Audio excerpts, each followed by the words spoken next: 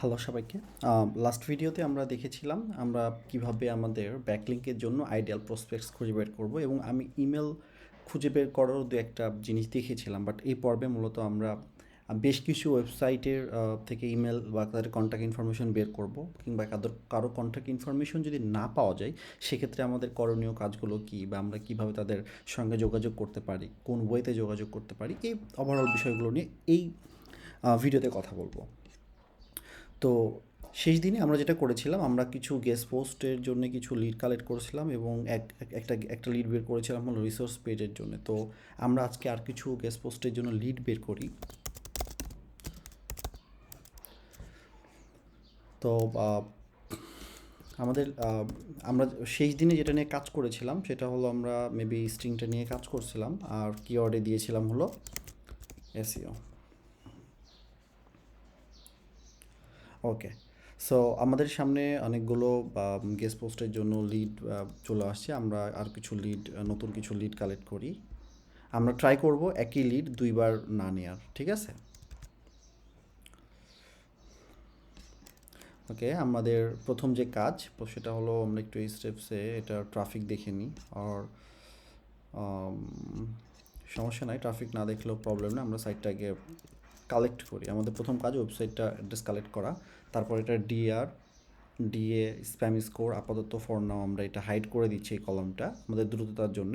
তোমাদের যদি এই ধরনের কোনো ক্লায়েন্টের দিক থেকে রিকোয়ারমেন্ট থাকে, আমি দেখিয়ে দিয়েছি লাস্ট ডেতে কীভাবে মোস্ট থেকে ডিএ এবং স্প্যাম স্কোর দেখতে হয়। তো তোমরা যদি এটা ভুলে যাও তাহলে আগের ভিডিওটা আবার রিপিট করলে দেখতে পাবা।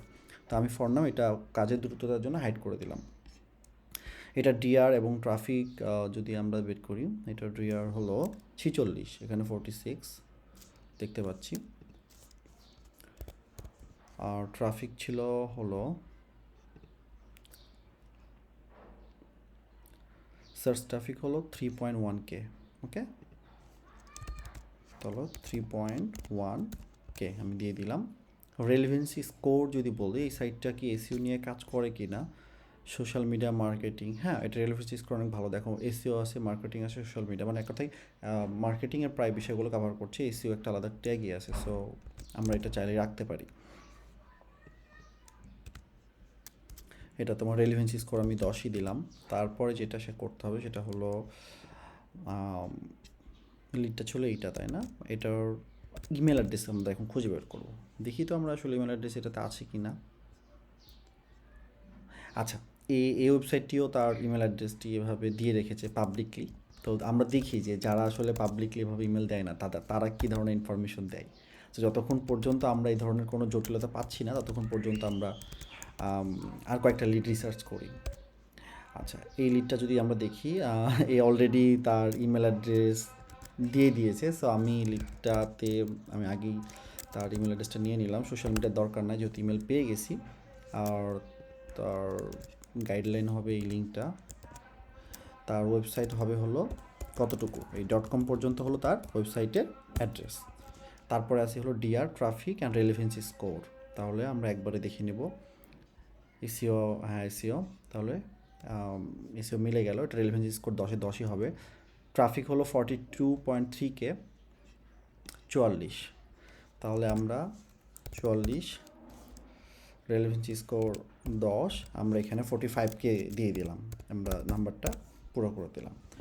তো টিল নাও এখন পর্যন্ত আমরা সবগুলোর ইমেল অ্যাড্রেস ইজিলি পাচ্ছি। আমরা আরেকটু দেখি। ওকে,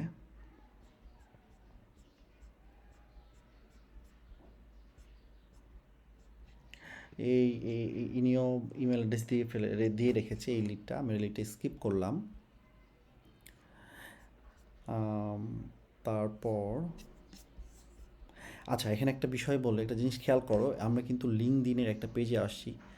লিঙ্কডইন কিন্তু আমাদের প্রসপেক্ট না, বিকজ হলো লিঙ্কডইন তো তোমার হলো কোনো গেস্ট পোস্টিং ওয়েবসাইট না, কিংবা এটা তো ডিরেক্ট এসইও নিয়েও কাজ করে না। কোনো একটা মানুষ এখানে একটা আর্টিকেল লিখেছে, সো তোমরা কিন্তু লিঙ্কডইনের ইউআরএল কিন্তু এখানে কপি করতে পারবে না। এখানে কিন্তু তোমাদেরকে একটু চিন্তা করতে হবে আর কি, হ্যাঁ। আর এখানে যেটা করছে সে হলো তার একটা ওয়েবসাইটের অ্যাড্রেস দিয়ে রাখছে বা টিনিটেক, বাট এটা কিন্তু তোমার টিনিটেকটা তোমার এসইও বেসড কোনো মানে সাইট না, সো এই জন্য আমরা এটা ফর নাও স্কিপ করলাম। সাবমিট গেস্ট পোস্ট, আচ্ছা এখানে একটা আমরা নতুন একটা দেখো এখানে একটা নতুন একটা বিষয় পেয়েছি। আমরা জাস্ট যেটা করি, এটা আমরা আগে তার অ্যাড্রেসগুলো কালেক্ট করে নিই। এখানে ইমেল বা সোশ্যাল মিডিয়া কিছু নাই। ঘটনাটা দেখো কি হয়েছে এখানে। এটা হলো এখানে ওয়েবসাইটটি তার দেখো ইমেল কিন্তু কোথাও দেয়নি, এখানে লিখছে সাবমিট দ্য গেস্ট পোস্ট। এখন সাবমিট গেস্ট পোস্ট যে ধরনের আর কি তুমি যদি ক্লিক দাও এখানে একটা ফর্ম আসছে, তার মানে কি এই কিন্তু তার ইমেল অ্যাড্রেসটা পাবলিক করেনি। সো তোমাকে কি করতে হবে, এই ফর্ম ফিল আপের মাধ্যমে কিন্তু তোমাকে তাকে রিচ করতে হবে। তো এটা কিন্তু আগের প্রসেসগুলো থেকে একটু ডিফারেন্ট। আগে যেমন আমরা ইমেল পেয়ে যাচ্ছিলাম, তার সাথে কন্ট্যাক্ট করার অপশনটা ছিল অনেক সহজ, কিন্তু এইখানে কিন্তু তা নয়। এখানে কিন্তু তোমার দেখো এখানে আমার নাম, ইমেল এবং আমার টাইটেল দিয়ে তাকে ইমেল করতে হবে। তো এই ধরনের কেসে কিন্তু আমরা কি করব, এই ধরনের কেসে আমরা যেটা করব, আমরা জাস্ট লিখে রাখবো কন্ট্যাক্ট ফর্ম।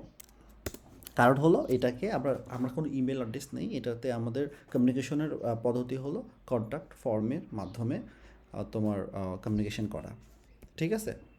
আর এটা রিলেভেন্সি স্কোর যদি আমি দেখি, রিলেভেন্সি স্কোর এটার, আচ্ছা ওয়েবসাইটের নামই হলো এসিও, তো আশা করাই যাচ্ছে যে এখানে সব এসিও নিয়েই থাকবে। সো আমি রিলেভেন্সি স্কোর 10-এ 10 দিয়ে দিলাম।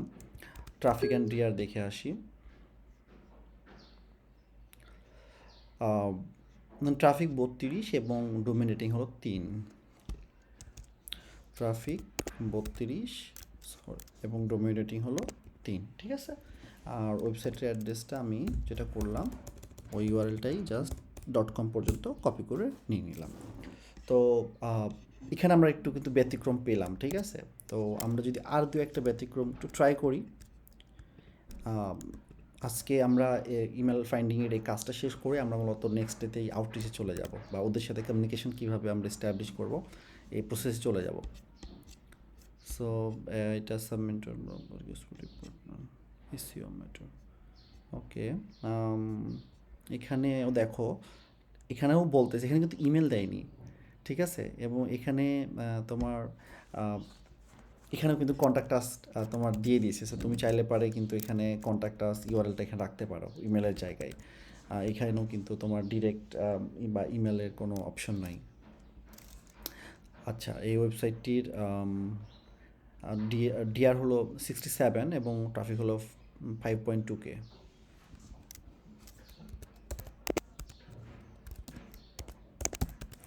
রেলিভেন্সি স্কোর অবশ্যই 10-এ 10। সাইটটি এসইও রিলেটেড ছিল, আই হোপ। হ্যাঁ, এসইও মেটার, মানে জমি দেখলে বোঝা যাচ্ছে যে ওয়েবসাইটটা এসইও নিয়ে কথা বলে। আমরা যদি ব্লগেও যাই, ব্লগেও দেখবো যে সব আর্টিকেলসগুলো আর কি এসইও নিয়েই সে লিখছে। তো আমাদের একটা ধারণা চলে আসছে এখান থেকে। আচ্ছা, এখান থেকে যেটা করব সেটা হলো আপনার .com পর্যন্ত বসাই দিলাম। তো আমরা কিন্তু নতুন একটা কেস পাইলাম। দেখো আমরা আগেরবার কিন্তু এ ধরনের কোনো কন্ট্যাক্ট আস পেজ পাইনি। আগেরবার কিন্তু তোমার আমরা যখন ক্লিক দিচ্ছিলাম তখন একটা পপ আপ আসছিল, বাট এবার কিন্তু এটা প্রসেসটা ডিফারেন্ট হইতেছে। কিন্তু ডিফারেন্ট হলো কিছু নাই, প্রত্যেকটা কমিউনিকেশনের ইমেল কমিউনিকেশন এবং ফর্ম কমিউনিকেশন প্রায় একই। তুমি একটা নিয়ে যদি মানে কাজ করো, দুইটাই তুমি পারবা। আমরা নেক্সট ভিডিওতে আসলে দেখবো যে কীভাবে আসলে সেগুলো করতে হয়। তো সোশ্যাল মিডিয়া লাগবে না এখানে। তোমার এই রাইটিং গাইডলাইনের পেজটা হলো এটা, সরি যে আগের যে পেজটা, মানে কথা যে পেজ আমাদের রাইট ফর আস পেজে, যে পেজে রাইট ফর আস সম্পর্কে লেখা আছে গাইডলাইন। এবং একটা জিনিস বলি, গাইডলাইন বলতে এই কিন্তু পুরো ইনস্ট্রাকশন দিয়ে দিচ্ছে একে কীভাবে কমিউনিকেশন করতে হবে, একে কীভাবে আর্টিকেল লিখতে হবে। তো এইটাই মূলত গাইডলাইন। তোমার রাইটার যখন গেস্ট পোস্টটা পাবলিশ করবে তখন কিন্তু এই গাইডলাইনগুলো তার লাগবে। এই জন্যে মূলত আমরা এই জিনিসটা আগে থেকেই আর কি নিয়ে রাখতেছি। তো এইভাবেই মূলত তোমরা লিড কালেক্ট করতে পারবা। এবং লিড কালেক্ট তো আমরা করতেছি, এগুলো হলো লিডস। আর লিডের ইনফরমেশন বা ইমেল অ্যাড্রেস বা তাদের কন্ট্যাক্ট ইনফরমেশন বের করাই মূলত আজকের এই ভিডিওটার গোল ছিল। তো হোপফুলি তোমরা বুঝতে পারছো যে কীভাবে একটা লিডের জন্য ইমেল অ্যাড্রেস খুঁজে বের করতে হয়। নেক্সট ভিডিওতে আমরা মূলত পরবর্তী টপিক নিয়ে কথা বলবো। সবাইকে ধন্যবাদ।